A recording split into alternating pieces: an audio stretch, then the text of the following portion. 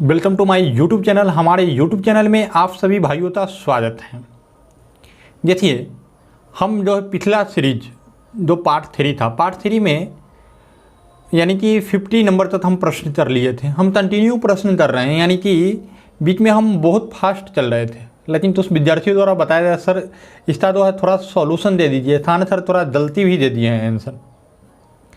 तो आप उस प्रश्न तो भी जैथिन दे तो थान सर के द्वारा गलत आंसर दिया गया है, उसको हम सही करके देंगे। आप यदि उसका सही आंसर हो तो आप एक बार जो है कमेंट कर दीजिएगा, ठीक है।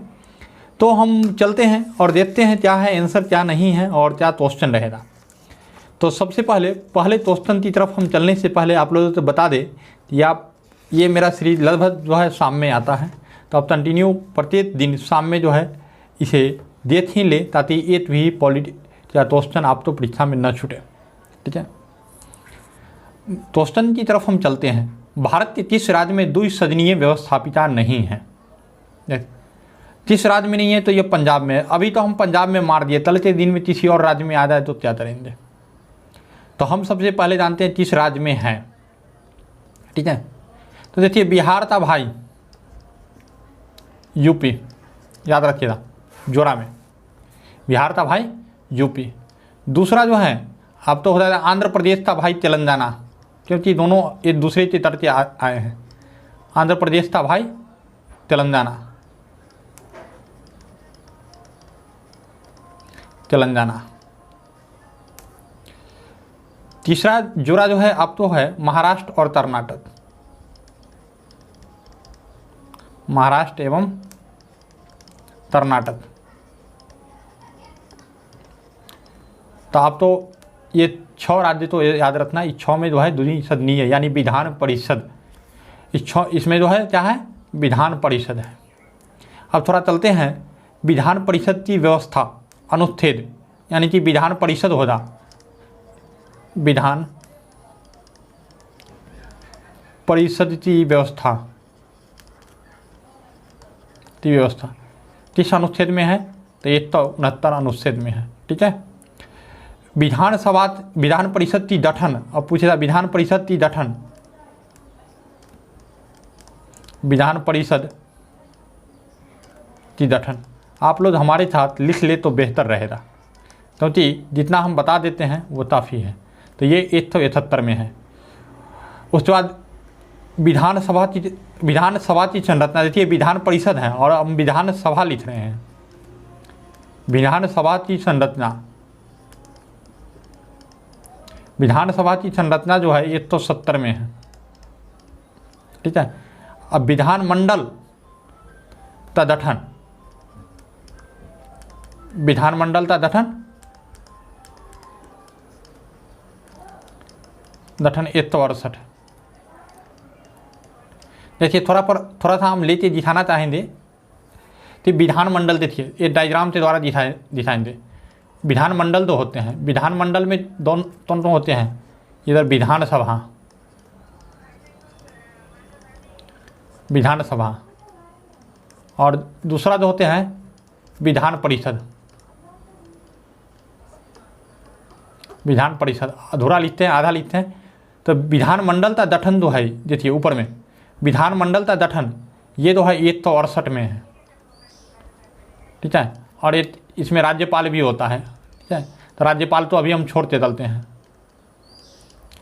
168 में विधानमंडल, विधानसभा जो हो जाएगा आप तो 170 में, और विधान परिषद 169 में।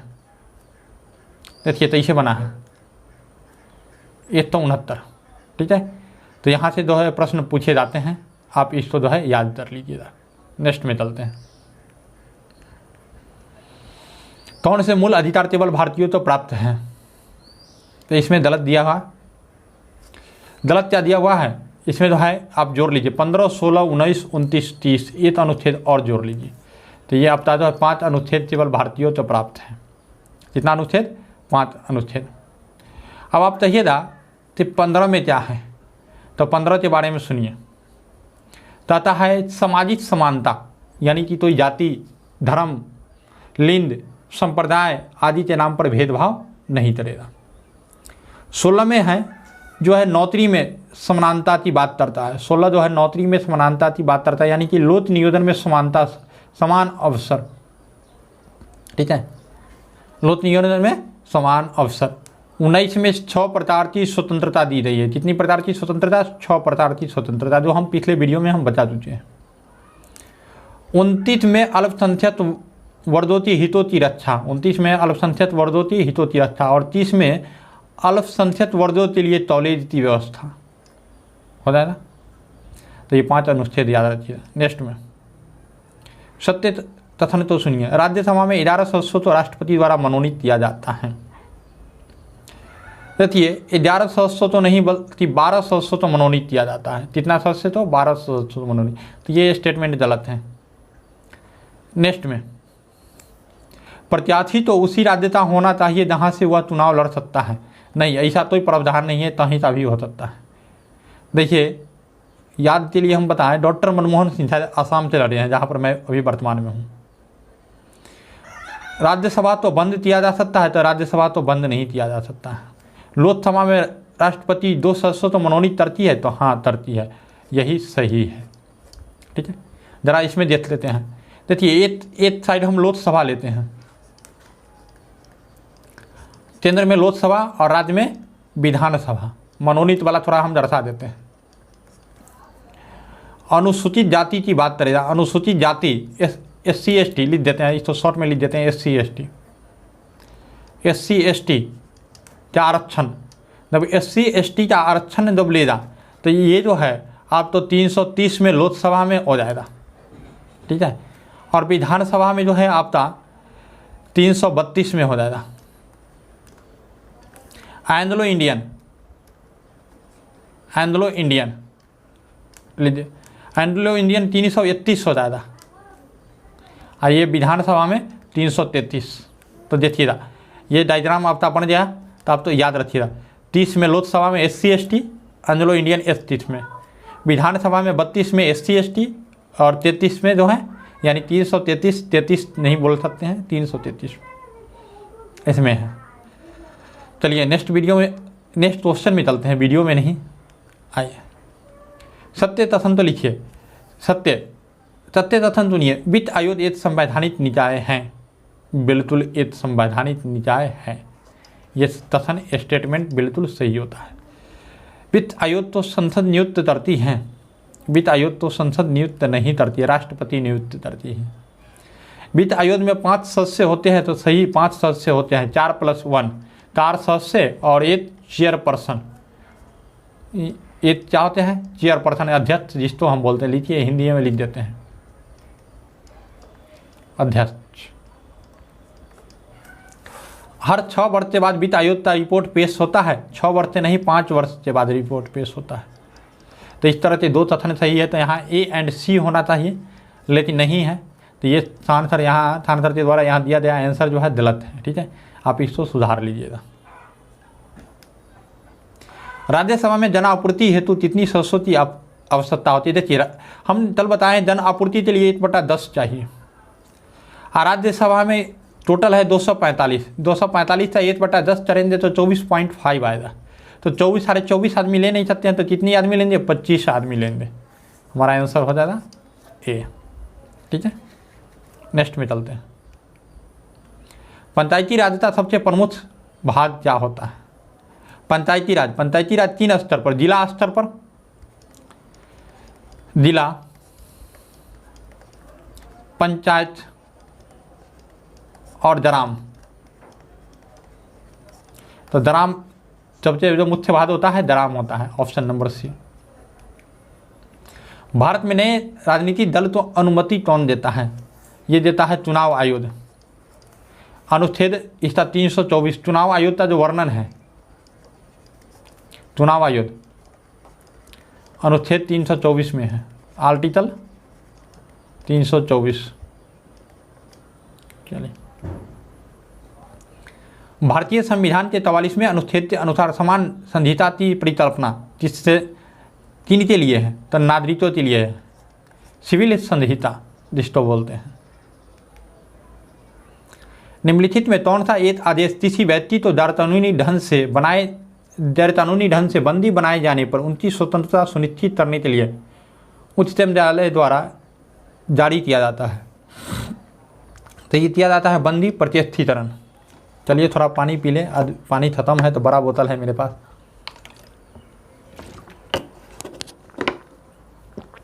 तीसरा है बंदी प्रत्यस्थीकरण। देखिए रीट जो होता है 5 प्रकार का रीट होता है, 5 प्रकार का। अदर बोलेगा सुप्रीम कोर्ट, SC मतलब सुप्रीम कोर्ट। सुप्रीम कोर्ट 32 से अनुसार जारी करता है और हाई कोर्ट SC 226 के अनुसार जारी करता है। 5 प्रकार का रीट जारी करता है। हम अपने वीडियो में पढ़ा देंगे, तो आप हमारे वीडियो में बने रहिए, किसी दिन हम बता दिया करेंगे, ठीक है। चलिए नेक्स्ट में चलते हैं। भारत का कोई नागरिक अपनी नागरिकता तो खो देता है। देखिए नागरिकता खोने के लिए 3 प्रावधान जरूरी है। ग्रहण करने के लिए 5 प्रावधान और खोने के लिए 3 प्रावधान। तो तीनों प्रावधान तो देते हैं। भारत की नागरिकता का परिचयात कर दें, ये सही होता। स्वेच्छा से किसी अन्य देश की नागरिक जब प्राप्त कर लेता है तो ये होता है अनुच्छेद 2, और यही हमारा आर्टिकल 9 बोलता है। आर्टिकल 9 के अनुसार ये होता है, ठीक है। किसी अन्य देश के नागरिक से विवाह करने पर, किसी अन्य देश के नागरिक से विवाह करने पर उसकी जो है नागरिकता नहीं छीनी जा सकती है। सानिया मिर्जा देख रहे हैं। सरकार की आलोचना करता है, सरकार की आलोचना करता है तो नागरिकता उसकी खत्म नहीं होगी। इसलिए 1 और 2 सही है। तो कहिए था सर तीसरा नागरिकता कौन है? तो तीसरा जो है ना, सरकार उसे अपने वंचित कर सकता है विधि बनाकर। अगर वो पागल हो जाए, दिवालिया हो जाए या किसी भी तरह से सरकार से जो राष्ट्र के हित में नहीं हो, उसे वंचित कर दिया जाता है। 73वां संविधान संशोधन तहाँ लागू नहीं है। क्या बोला? 73वां संविधान संशोधन तहाँ लागू नहीं है। तो देखिए जम्मू कश्मीर तो छोड़ते, जम्मू कश्मीर तो छोड़ते हर जगह लागू है।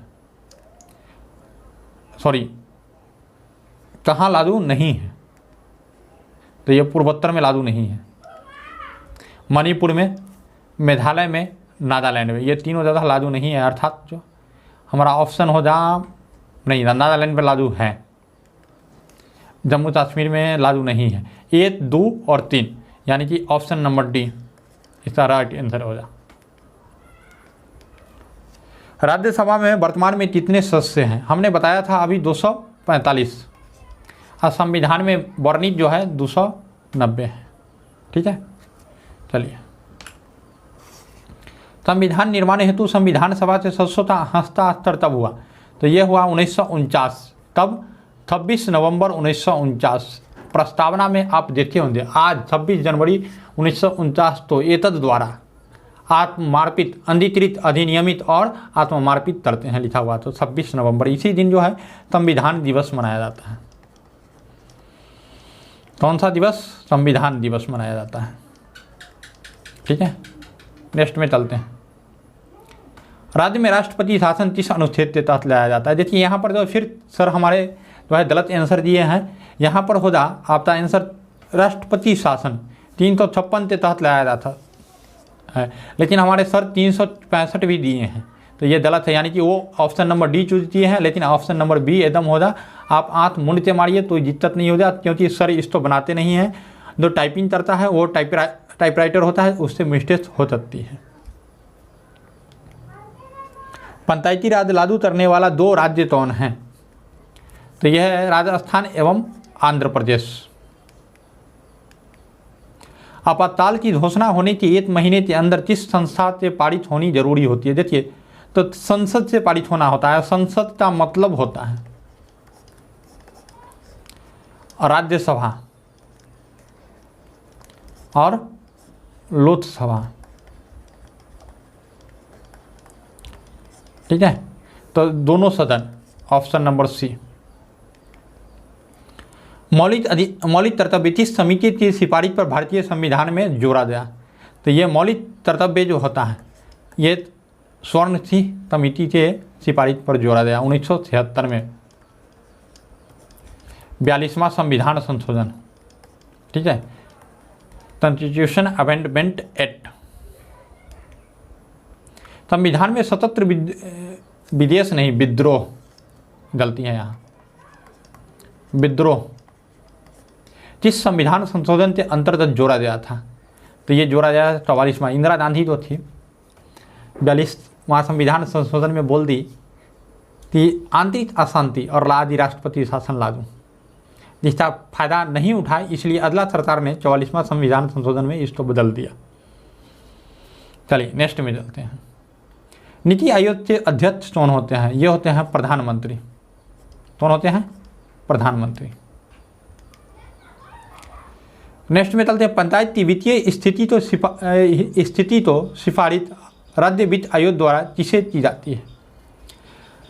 तो राज्य वित्त आयोग द्वारा जो है राज्यपाल को की जाती है। राज्यपाल इसको विधानसभा में रखवाता है, विधानसभा में रखवाता है।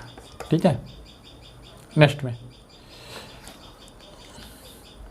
किसी संगठन के सदस्यों को किस आधार पर एकत्रित होने के अधिकार से वंचित किया गया है? तो देखिए, जब देश की राष्ट्र की एकता और संप्रभुता यदि खतरे में पड़ जाए तो हमारा भारत देश कुछ भी कर सकता है। इसलिए हमारा आंसर यही होगा। मंत्रिपरिषद सामूहिक रूप से किसके प्रति जिम्मेदारी होती है? लोकसभा के प्रति। किस अनुच्छेद के तहत नीति निर्देशक तत्वों तो न्यायालय में प्रश्नदत्त नहीं किया जाता है? प्रश्नदत्त नहीं किया जाता मतलब वो वाद्य योग्य नहीं है। क्या है? वाद्य योग्य नहीं है। तो ये जो है अनुच्छेद 37 में कहा गया है। कितना में कहा गया है? 37 में। अब यहाँ के क्वेश्चन छोटा आ रहा है तो हम अगले ये क्वेश्चन कराते हैं, उसके बाद जो है क्वेश्चन तो हम बड़ा कर देंगे नेक्स्ट वीडियो में। राज्य निर्वाचन आयुक्त तो कौन पॉजिटिव कर सकता है? जैसे यहाँ पर ऑप्शन, यहाँ पर एक ऑप्शन गायब है। ठीक है, सर के द्वारा ऑप्शन जो है नहीं दिया गया है तो इसका आंसर क्या होगा? यहाँ पर नहीं। लेकिन यहाँ पर जो है महाभियोग द्वारा जिस प्रकार से राष्ट्रपति को पॉजिटिव किया जाता है उसी प्रकार से किया जाता है, तो ऑप्शन के अनुसार आंसर होगा। भारत में कितने बार आपातकाल लागू हुआ है? कितने बार आपातकाल? तो 3 बार लागू हुआ है। 3 बार तब हुआ है 1962 में, 1965 में, और हम पिछले बार बताए हैं पिछले क्वेश्चन में 25 जून 1975 तो इंदिरा गांधी किया था। तो इस तरह हमारा यह क्वेश्चन पूर्ण होता है। आशा करते हैं कि आप समझ गए होंगे और आप कंटिन्यू देखते रहें। यदि आप तो इस तरह का किसी भी वीडियो की ज़रूरत होती है तो आप कमेंट बॉक्स में एक बार लिखें ग्रुप डी था या फिर अच्छी था, तो हम टेस्ट सीरीज चला देंगे। ठीक है, तो फिर मिलते हैं नेक्स्ट वीडियो में। धन्यवाद।